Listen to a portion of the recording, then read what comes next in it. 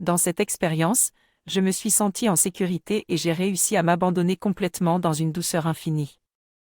Sur cette même plateforme, j'ai également découvert l'importance de recenser et de réussir à saisir ce petit espace, avec une grande humilité et bienveillance envers moi-même et les autres.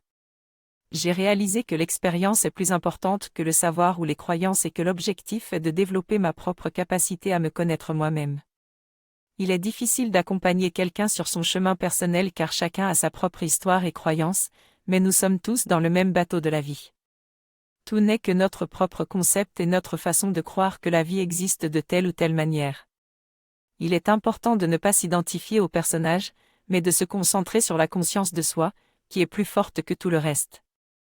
Nous sommes libres de saisir ou de laisser passer les choses, et c'est en nous lâchant que nous pouvons découvrir notre liberté à être qui nous sommes vraiment.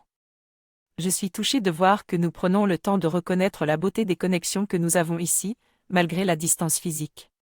Même si nous avons des discussions profondes sur des concepts, la reconnaissance mutuelle de nos êtres intimes est ce qui est le plus émouvant.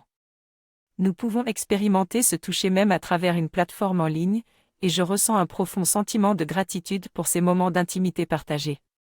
C'est un privilège de faire partie de cette communauté où nous sommes connectés au cœur de notre être, dans un espace inchangé et partagé par chacun.